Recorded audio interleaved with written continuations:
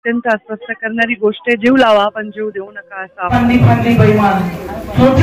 लोकसभेच्या निवडणुकीमध्ये बीड जिल्ह्यामधून भाजपाच्या वतीने पंकजा मुंडे यांनी निवडणूक लढवली आणि त्या निवडणुकीमध्ये पराभवाला सामोरं जावं लागलं। परंतु या पराभवाचे पडसाद आता लातूर जिल्ह्यात उमटलेले आहेत।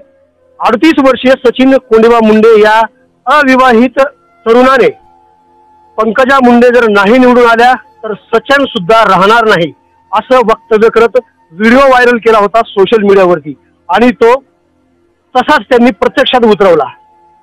4 जून रोजी लोकसभा निवडणुकीचा निकाल लागला आणि 7 जून रोजी सचिन कोंडिबा मुंडे हा आत्महत्या करायला बोरगाव पाठी येथे बस खाली चिरडून वारलेला आहे आणि त्यांच्या परिवाराचं सांत्वन करण्यासाठी पंकजाताई मुंडे आलेले आहेत।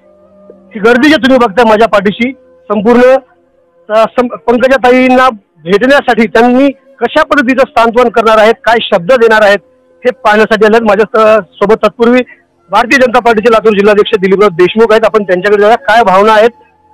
4 तारखेला निकाल लागला आणि 7 जून रोजी सचिननं आपली प्राणाची आहुती दिलेली आहे पंकजाताईच्या प्रेमाखातर।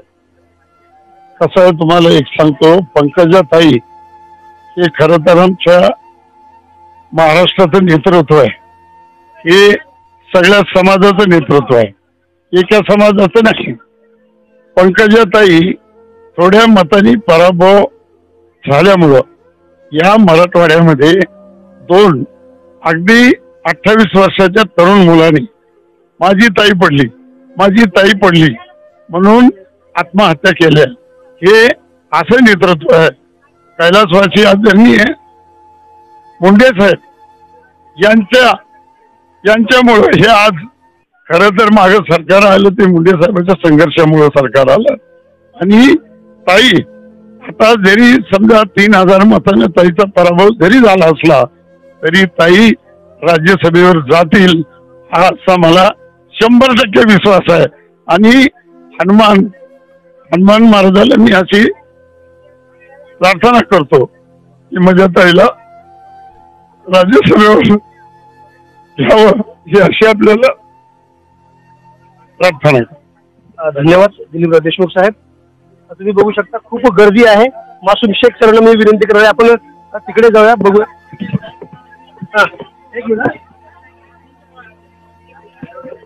ताई, निसटत्या पराभवानंतर सचिन मुंडे या तरुणाने तुमच्यासाठी तुमच्या प्रेमाखातर आत्महत्या केलेली आहे, काय भावना आहे?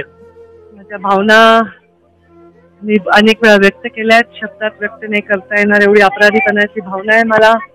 लोकांनी माझ्यावर एवढा जीव लावला की त्यांना जीव द्यावा असं वाटतो।